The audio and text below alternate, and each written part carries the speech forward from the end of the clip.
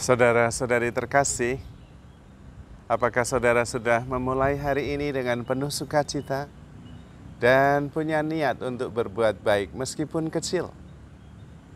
Semoga Tuhan memberkati niat baik saudara.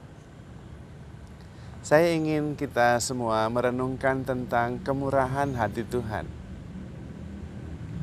Menurut saya sejak kita lahir, kita itu menerima kemurahan yang luar biasa dari Tuhan melalui semesta, melalui orang lain. Kalau kita memperhatikan alam semesta ini, semua diberikan untuk kita. Udara yang segar, air yang bersih,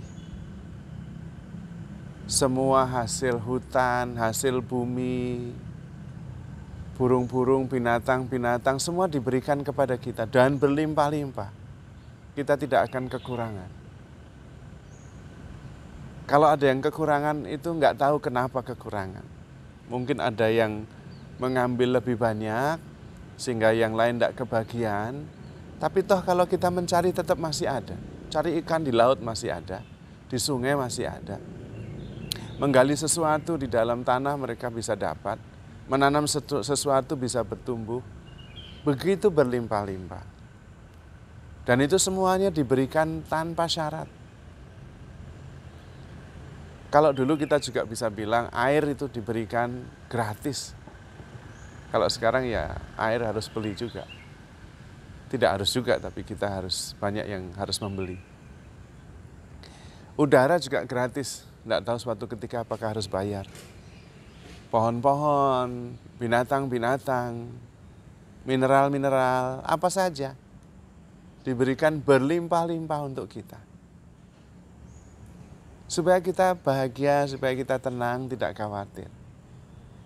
Juga ketika kita lahir, kita menerima terus dari Tuhan lewat orang tua.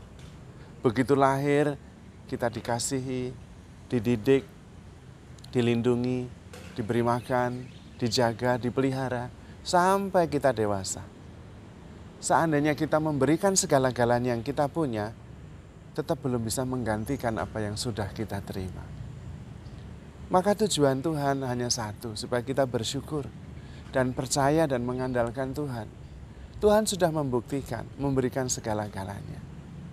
Bahkan ketika kemudian ragu, Tuhan mengirim, memberikan juga anaknya yang tunggal. Dan itu sudah segala-galanya. Kalau alam semesta, kekayaan alam diberikan semua kepada Tuhan, kepada kita oleh Tuhan, itu masih sesuatu yang di luar diri Tuhan. Tapi ketika anaknya juga diberikan, itu berarti Tuhan sudah memberikan segala-galanya. Supaya kita memperoleh keselamatan, baik di dunia ini maupun nanti. Tentu sekali lagi tujuannya cuma satu, supaya kita tenang, supaya kita damai, penuh syukur dan penuh sukacita. Maka memang benar, kita bersukacita dan bersyukur saja. Menikmati anugerah Tuhan setiap hari, setiap saat, sepanjang hidup kita. Kalau ada sesuatu yang diambil, itu juga sebetulnya datang dari Tuhan. Maka ya sudah, let it go. Karena kalau Tuhan mengambil juga itu berarti yang terbaik. Saya pernah merenungkan dan membaca tulisan Santa Teresia dari Lisieux tentang tangan yang terbuka. Kita seperti tangan yang terbuka, menerima segalanya dari Tuhan. Tetapi juga ketika Tuhan mengambil, kita berikan. Supaya pertanyaan kepada Ayub bisa kita jawab dengan ikhlas dan penuh sukacita. Ayub ditanya oleh malaikat, mengapa kalau kita mau menerima anugerah dan kebaikan dari Tuhan, kita tidak mau penderitaan dari Tuhan. Tuhan yang memberi, Tuhan yang mengambil, terpujilah Tuhan.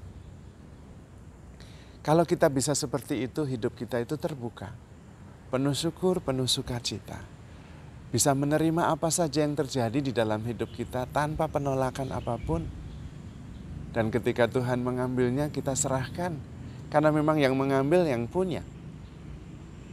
Jangan sampai kita pegang terus. Karena kita hanya dipinjami. Jadi kita harus bersyukur bahwa kita diberi kesempatan untuk mengalami. Tapi kalau yang punya datang dan mengambil, ya kita berikan, kita serahkan. Jangan seperti penggarap-penggarap kebun anggur itu. Sudah diberi percayaan untuk menggarap, hasilnya tidak diberikan, ketika yang punya mau mengambilnya malah dibunuh. Berikan kalau memang itu sudah saatnya. Ketika saatnya harus diikhlaskan, kita ikhlaskan. Karena kita percaya bahwa mengikhlaskan juga adalah kebaikan. Karena Tuhan selalu mempunyai yang lebih baik. Kalau kita mau percaya. Dan sebetulnya tidak ada dasar kita tidak percaya. Karena Tuhan sudah membuktikan terlebih dahulu cintanya yang tanpa batas. Dia memberikan segala-galanya kepada kita. Kita hanya bisa bersyukur, dan bersyukur kapanpun, dimanapun, dalam keadaan apapun juga. Saya sering mengatakan kalau orang hidup dan tidak bersyukur itu kebangetan. Karena begitu lahir kita sudah untung, tidak pernah rugi. Bagaimana bisa rugi? Modal saja tidak. Karena itu begitu lahir yang ada adalah rasa syukur. Apalagi begitu lahir masih terus menerima kasih sayang, perlindungan, pemeliharaan, dan kebaikan dari Tuhan lewat orang tua, lewat sahabat, lewat saudara. Maka yang paling tepat ya hanya bersyukur dan bersukacita atas hidup ini. Lalu rasa syukur itu bisa diungkapkan dengan berbuat baik. Menghasilkan buah-buah kebaikan. Memuji Tuhan dan memuliakan Tuhan dengan apa yang bisa kita buat. Dan terutama bersyukur dengan menjadi versi terbaik kita masing-masing. Dengan cara seperti itu hidup kita yang ada adalah sukacita, damai sejahtera dan syukur. Dan semakin kita percaya, semakin bersyukur, semakin Tuhan memberikan kepercayaan dan rasa syukur. Kepada yang punya akan diberi, kepada yang tidak punya, apa yang ada padanya akan diambil. Maka mari kita bersyukur, kita bersukacita, kita menghasilkan buah-buah kebaikan. Kita memuliakan Tuhan dengan menjadi pribadi terbaik versi kita masing-masing. Terutama karena kita begitu dicintai Tuhan. Kita hidup di dalam perlindungan dan kasih Tuhan. Sejak semula, sejak awal, sampai selama-lamanya. Karena Tuhan memang sangat mengasihi kita. Dan Tuhan tidak pernah menyesal mengasihi dan memanggil kita menuju versi terbaik kita masing-masing. The glory of God is a man fully alive. Kemuliaan Tuhan adalah kita manusia yang hidup sepenuhnya dalam sukacita, dalam iman, dan dalam rasa syukur. Memberikan yang terbaik yang kita bisa untuk kemuliaan Tuhan. Maka saudara-saudari terkasih, handle yourself with care because you are loved. Tuhan memberkati.